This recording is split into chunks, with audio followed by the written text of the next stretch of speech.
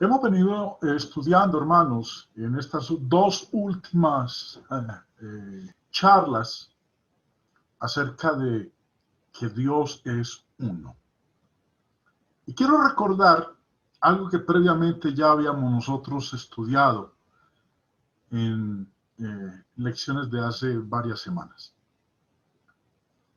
Confirmando nuevamente, recordemos que Dios en su palabra, o más bien las Sagradas Escrituras comienzan con una afirmación de la pluralidad en la deidad, de que Dios son varias personas. El primer verso de la Biblia así lo enseña, aun cuando lo leemos en español no nos suena en plural. Génesis 1:1 dice, en el principio creó Dios los cielos y la tierra. Ya habíamos nosotros estudiado que la palabra Dios viene de este término hebreo y que acorde al diccionario del señor Strong dice que es plural. El término Elohim es plural. Ahora, también el señor Matthew Henry en su comentario sobre Génesis 1:1 nos decía que el término hebreo es Elohim, que insinúa la pluralidad de personas en la deidad. El Padre, el Hijo y el Espíritu Santo. Este nombre plural de Dios en hebreo que habla de él como de muchos en uno.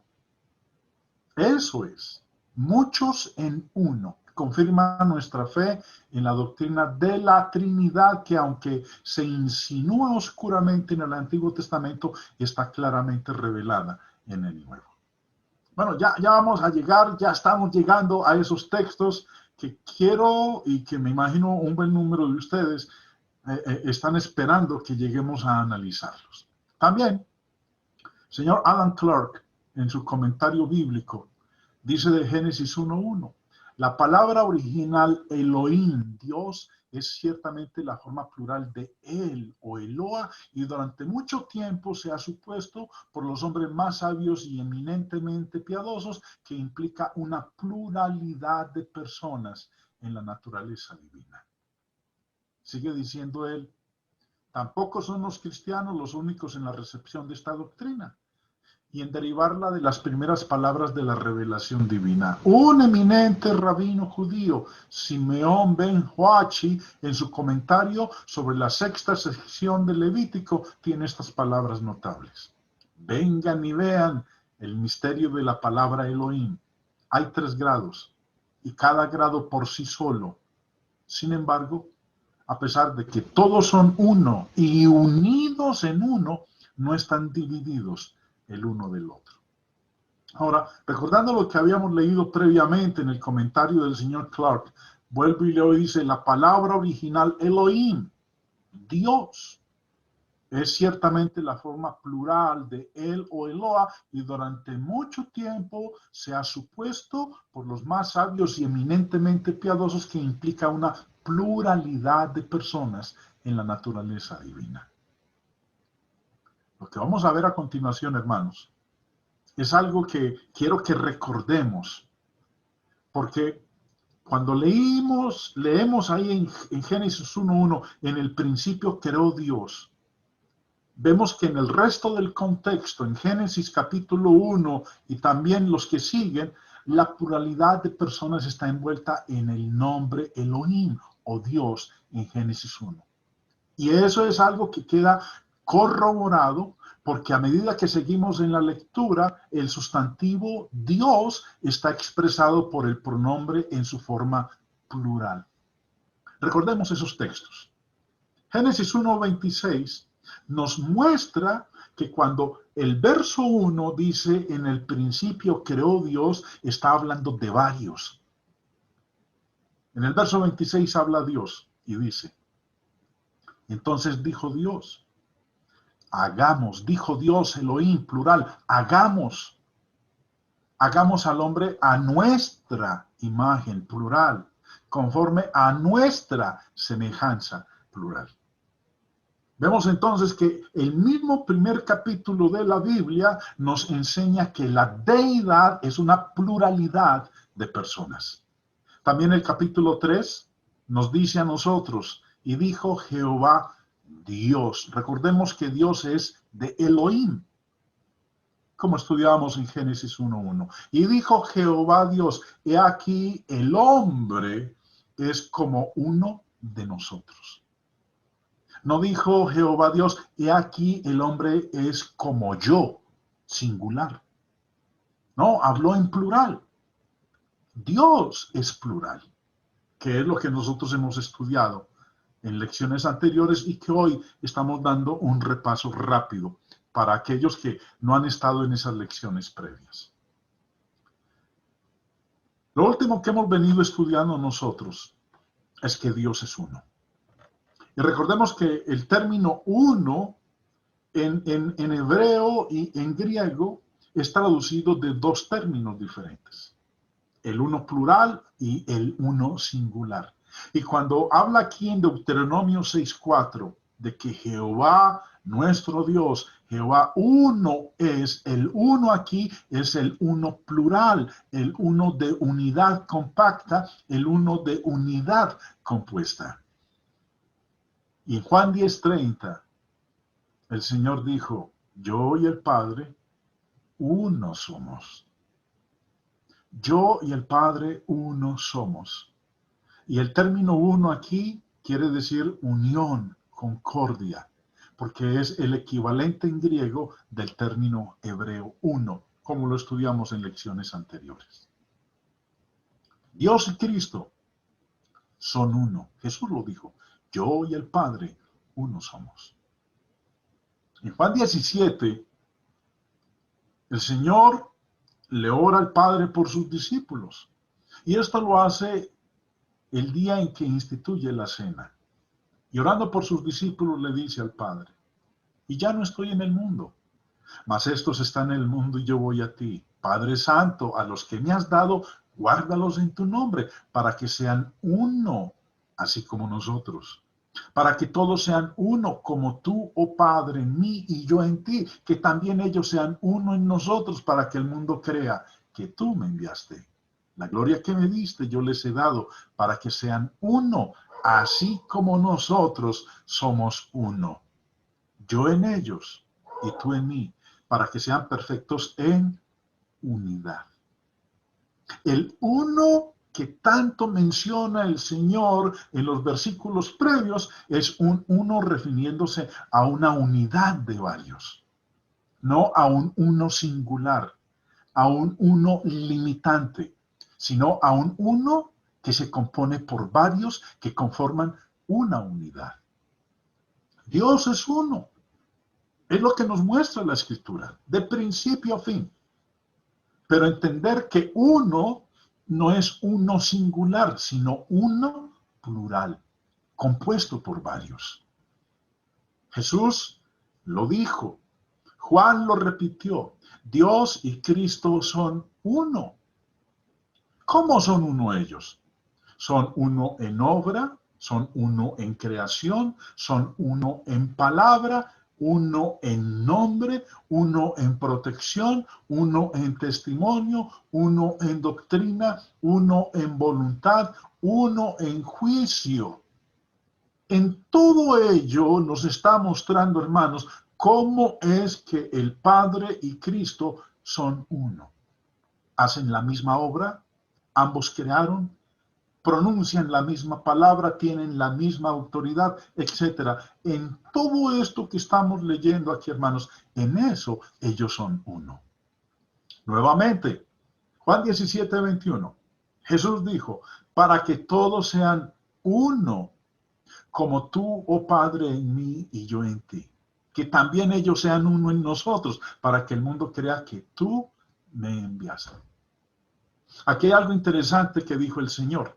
Y es para que todos, miren lo que dice, todos sean uno. Habla de muchos convirtiéndose en uno, no en una persona. Ahora, pero dice que todos sean uno y añade, como tú, oh Padre, en mí. Que ellos sean uno como usted y yo, como usted Padre y yo somos uno. El término como viene de este término griego, katsus, que el diccionario Strong de palabras griegas dice que significa así como, conforme a, de la manera que. Lo que está mostrando aquí el Señor es que así como Él y el Padre son uno, entonces que los demás también sean uno. ¿Cómo? El gran interrogante de muchos es ¿cómo pueden ser uno? Bueno, ya vemos algunos versículos. Pero la idea de algunos, es más, es la doctrina básica de algunos grupos religiosos, es que ellos son uno en persona. Que el Padre, el Hijo y el Espíritu Santo son la misma persona. Una sola persona. El Padre es el Hijo y también es el Espíritu Santo. Y viceversa. Son una sola persona, no son varias personas, porque dice uno. Ahora, están ignorando el uso del término uno como el Señor lo aplicó en el contexto de Juan capítulo 17. Algunos entonces, su doctrina es que cuando Jesús enseña de que Él y el Padre son uno, son una sola persona. Pero también hay otra, y es que son tres personas separadas. Uno es el Padre, otro es el Hijo y otro es el Espíritu Santo. ¿Y de qué manera son uno? ¿De qué manera el Padre, el Hijo y el Espíritu Santo son uno? Bueno, ustedes están viendo el dibujo en la parte inferior. Son uno en acuerdo. Son tres personas, pero en todo lo que hacen tienen un mismo pensamiento. Obran de mutuo acuerdo, no cada uno por su lado. Entonces, de estas dos posturas, ¿cómo es que Jesús y el Padre son uno? Si usted ha estado pendiente en las lecciones previas que hemos estado presentando y en el corto resumen que acabamos de hacer, ¿sabe cuál de las dos es la respuesta correcta? Si la de la izquierda o la de la derecha. Y sí, hermano, tiene toda la razón. Es la de la derecha. Ellos son uno en acuerdo.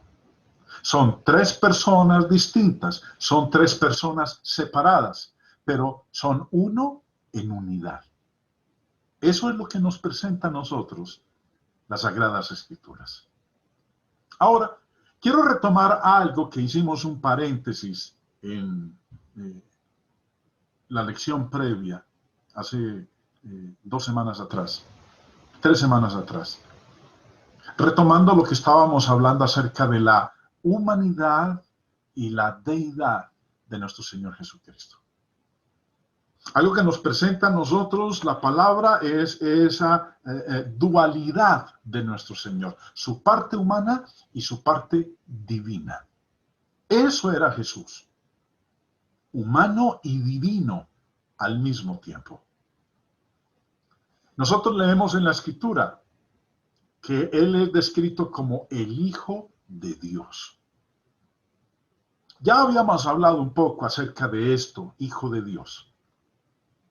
Y vamos a recordar un poco y vamos a continuar en la exposición de Jesucristo como es descrito en esta parte en particular, como el Hijo de Dios. Hay algunos pasajes que solamente nosotros lo podemos entender a la luz del significado de que cuando se le llama Hijo de Dios, está hablando de la igualdad que él tenía con Dios el Padre. En otras palabras, siendo Dios como lo es el Padre. Algunos de los textos que nos hablan de ello. Cuando Jesús, en una ocasión, le presentó la pregunta a los judíos acerca de quién era el Hijo.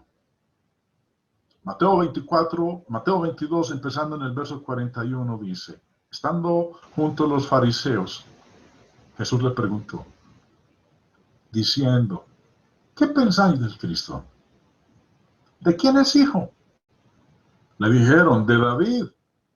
Él les dijo, pues, ¿cómo David en el Espíritu le llama Señor diciendo, dijo el Señor a mi Señor, siéntate a mi derecha hasta que ponga a tus enemigos por estrado de tus pies? Pues si David le llama Señor, ¿cómo es su hijo? Y nadie le podía responder palabra, ni osó alguno desde aquel día preguntarle más. Otro, llamando a Dios su propio Padre, era la misma cosa que declarar igualdad con Dios. Juan 5:18 dice, por esto los judíos aún más procuraban matarle, porque no solo quebrantaba el día de reposo, sino que también decía que Dios era su propio Padre. Que Dios era su propio Padre. Jesús decía que Dios era su propio Padre. ¿Y cómo entendían los judíos eso que él decía, que Dios era su propio Padre? Entendían que cuando él pronunciaba eso, se estaba haciendo igual a Dios el Padre. Igual al Dios el Padre en cuanto a su naturaleza, no que él se convirtiera en el Padre, sino que él tenía la misma naturaleza que el Padre. La palabra igual viene de este término griego, isos, que acorde al diccionario del señor Bain, significa mismo en tamaño, mismo en cantidad, mismo en calidad. No carece de nada. Todo lo que es el Padre lo es también el Hijo. Es igual a Él. No carece absolutamente de nada. Señor Joseph Thayer, en su léxico griego, dice también, igual en calidad o en cantidad. Declarar para uno mismo la naturaleza, rango, autoridad que pertenece a Dios. Eso era lo que Jesús entonces estaba declarando cuando decía que Dios era su propio Padre, haciéndose igual a Dios. Juan 5:23, Jesús dijo, para que todos honren al Hijo como honran al Padre. El que no honra al Hijo, no honra al Padre que le envió. Esto que Jesús está diciendo aquí va a colocar y ya está colocando a muchas personas en dificultades con el Padre. Porque ¿qué reclama Jesús aquí? Que lo honren a Él como honran al Padre. La palabra como viene de este término griego, kathos, que el señor Thayer en su léxico dice que significa acorde como, exactamente como, así como. En otras palabras, si yo honro al Padre como Dios, de la misma manera tengo que hacerlo con el Hijo. Si yo honro al Padre como el Creador, de la misma manera tengo que hacerlo con el Hijo. Todo lo que yo haga como honra al Padre, eso también debo hacerlo con el Hijo. Juan 10 es una disertación bastante extensa con los judíos, debido a esto que estamos hablando. Empieza diciendo en el verso 24, y le rodearon los judíos y le dijeron, ¿hasta cuándo nos turbarás el alma? Si tú eres el Cristo, dínoslo abiertamente. Jesús entonces les dice, yo y el Padre. Ustedes me están preguntando acerca de quién soy. Bueno, yo les voy a decir quién soy. Yo soy uno que está en igualdad con el Padre. Soy una unidad con el Padre. Yo y el Padre, uno somos. Entonces los judíos, cuando escucharon eso, dice, volvieron a tomar piedras para apedrearle. Jesús le respondió, muchas buenas obras os he mostrado de mi Padre. ¿Por cuál de ellas me apedreáis? Le respondieron los judíos diciendo, por buena obra no te apedreamos, sino por la blasfemia. Eso que usted dice de que usted y el Padre son uno, eso es una blasfemia, porque usted, que es un hombre, porque lo que estamos viendo en usted es un hombre como nosotros, usted se está haciendo Dios. Jesús entonces les dice en el verso 36, al que Padre santificó y envió al mundo, vosotros decís, tú blasfemas porque dije, Hijo de Dios soy. Ahora, continuando con los pasajes que hablan de él como el Hijo, recordemos que solamente los podemos entender como una demanda de igualdad con Dios. Cuando él fue procesado ante el Sanedrín, hubo algo en la conversación en todo ese proceso. Leyendo ahí en Juan 20, verso 70 en adelante, declara. Dijeron todos, ¿luego eres tú el Hijo de Dios? Y él les dijo, vosotros decís que lo soy. Entonces ellos dijeron, ¿qué más testimonio necesitamos? Porque nosotros mismos lo hemos oído de su boca. ¿Qué oyeron de su boca? Pues que él era el Hijo de Dios, no un hijo de Dios. Porque la pregunta que le hicieron a él fue ahí en el verso 70 es, ¿eres tú el Hijo de Dios? No le preguntaron, ¿eres un hijo de Dios? Yo soy un hijo de Dios. Jaime Restrepo, quien les habla, es un hijo de Dios, no es el Hijo de Dios. Usted, mi hermano que me está escuchando, usted también es un hijo de Dios. Usted no es el Hijo de Dios. Solamente hay uno que era el Hijo de Dios, al que le hicieron la pregunta aquí en Juan capítulo 20. ¿Y cómo respondió él? ¿Lo negó? No, lo afirmó. Él dijo, sí, Señor, yo lo soy. Vosotros decís que lo soy. Así es, yo soy el Hijo de Dios. Tan lo entendieron ellos que eso era lo que él estaba diciendo, que dijeron, no necesitamos más testimonio. Acabamos de oírlo con sus propios labios. Ha confesado que él es el Hijo de Dios en su proceso judicial ante el Sanedrín. Juan 19, previamente, nos dice lo siguiente. Así que entonces tomó Pilato a Jesús y le azotó. Y los soldados entretejieron una corona de espinas y la pusieron sobre su cabeza y le vistieron con un manto de púrpura y le decían, salve, rey de los judíos, y le daban de bofetadas. Entonces Pilato salió otra vez y les dijo, mirad, os lo traigo fuera para que entendáis que ningún delito halló en él. Y salió Jesús, llevando la corona de espinas y el manto de púrpura, y Pilato les dijo, he aquí el hombre.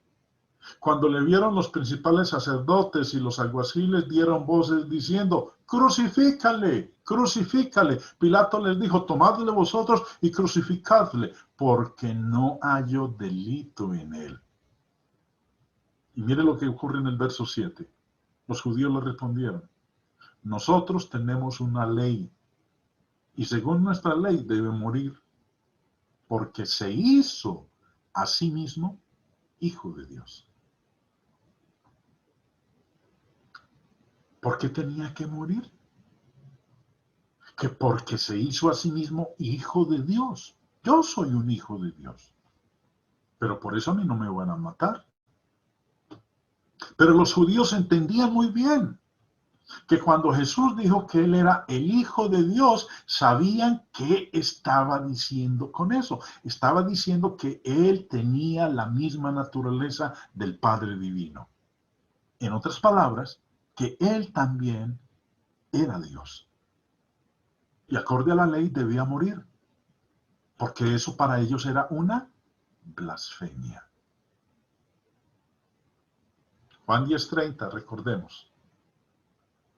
Le respondieron los judíos diciendo, por buena obra no te apedreamos, sino por la blasfemia, porque tú siendo hombre, te haces Dios. Previamente habíamos leído en Juan 20 cuando él estaba ante el Sanedrín y que le hicieron la pregunta en el verso 70, ¿eres tú el Hijo de Dios? Y él les dijo, vosotros decís que lo soy. Y entonces ellos dijeron, ¿qué más testimonio necesitamos? Porque nosotros mismos lo hemos oído de su boca. Ha blasfemado. Se ha hecho Dios. Siendo hombre, se ha hecho Dios. Y acorde a la ley, ¿qué tenían que hacer cuando alguien blasfemaba? Recuerden que Juan 10:30 decía, por buena obra no te apedreamos, sino por la blasfemia, porque tú siendo hombre te haces Dios. La ley había establecido lo siguiente. Levítico 14. Y al que blasfemare el nombre de Jehová, ha de ser muerto. Toda la congregación lo apedreará, así el extranjero como el natural. Si blasfemare el nombre, que muera. Y según ellos, según los judíos, Jesús había blasfemado el nombre de Jehová, porque se hizo igual a él. Otro texto que menciona a él como hijo y que solamente podemos entenderlo como una declaración, una reclamación de igualdad con Dios, es cuando él tuvo su encuentro con un hombre poseído de demonios. Mateo 8 dice, empezando en el verso 28, cuando llegó a la otra orilla, a la tierra de los Gadarenos, vinieron a su encuentro dos endemoniados que salían de los sepulcros, feroces en gran manera, tanto que nadie podía pasar por aquel camino. Y clamaron diciendo, ¿qué tienes con nosotros, Jesús, Hijo de Dios? ¿Has venido acá para atormentarnos antes de tiempo? Ahora, mire, Jesús no les dijo nada.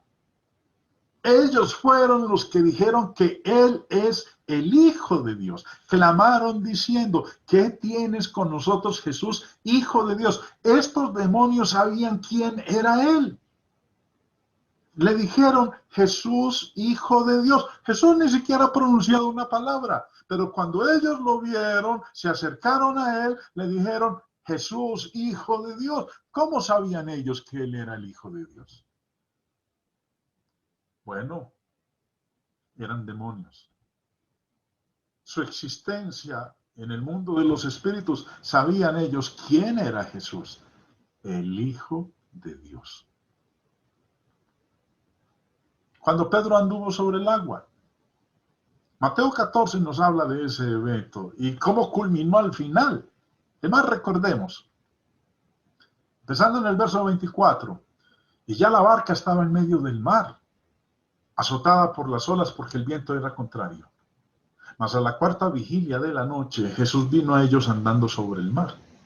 Y los discípulos, viéndole andar sobre el mar, se turbaron diciendo, ¡un fantasma! Y dieron voces de miedo. Pero enseguida Jesús les habló diciendo, tened ánimo, yo soy, no temáis. Entonces les respondió Pedro y dijo, Señor, si eres tú, manda que yo vaya a ti sobre las aguas. Y él dijo, ven. Y descendiendo Pedro de la barca, andaba sobre las aguas para ir a Jesús. Pero al ver el fuerte viento, tuvo miedo.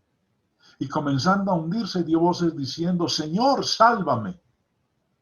Al momento Jesús, extendiendo la mano, asió de él y le dijo, hombre de poca fe, ¿por qué dudaste? Y cuando ellos subieron en la barca, se calmó el viento. ¿Y qué sucedió cuando él sube a la barca? Mire lo que ocurrió, versículo 33. Entonces los que estaban en la barca vinieron y le adoraron, diciendo, verdaderamente eres Hijo de Dios. No dijeron, eres un hijo de Dios. Le dijeron, eres hijo de Dios. Eres hijo de Dios. Eso fue lo que ocurrió. Le adoraron. Recuerden, solo se puede adorar al Creador, no se puede adorar a una criatura. Y ellos cuando le adoraron, Jesús no los reprendió, Jesús no les dijo, deténganse muchachos. Recuerden, por ejemplo, cuando Cornelio, Pedro entra en su casa, lo primero que hizo fue postrarse ante él y adorarlo. ¿Y qué hizo Pedro con él? Le dijo, levántate porque yo mismo soy hombre. O cuando Juan, allá en Apocalipsis, quiso adorar al ángel que le estaba dando la revelación, el ángel le dijo, no lo hagas, yo soy consiervo tuyo, adora a Dios. Pero aquí en el caso de Jesús, él no detuvo, no reprendió, no les impidió a sus discípulos que lo adoraran. ¿Por qué? Porque él verdaderamente era el Hijo de Dios. Hermanos, hay más textos que nosotros podemos estudiar, pero estos son los que hemos visto hasta aquí con respecto a Jesús como el Hijo de Dios. La parte divina. Estos textos que hemos leído en donde hablan de él como el Hijo de Dios, hemos de entenderlo refiriéndose a su parte divina, al ser deidad. Pero hay otra expresión que encontramos nosotros en el Nuevo Testamento, en donde se habla de él como el Hijo del Hombre o Hijo de Hombre, refiriéndose a su parte humana. De ella, mis hermanos queridos, vamos a estudiar en nuestra próxima lección.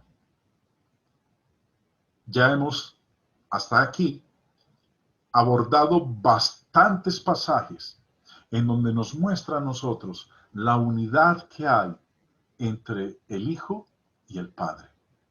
Hemos visto que Dios es uno, no un uno singular, sino un uno plural. Ya hemos visto lo que implica el que Jesús se haya declarado y llamado el Hijo de Dios. Ahora, en nuestra próxima lección, vamos a ver entonces lo que la Biblia nos enseña acerca de Jesucristo como el Hijo del Hombre, su parte humana. Continuando entonces, en esa lección siguiente, veremos la parte final de la deidad y la humanidad de nuestro Señor Jesucristo. Dios les bendiga, mis hermanos.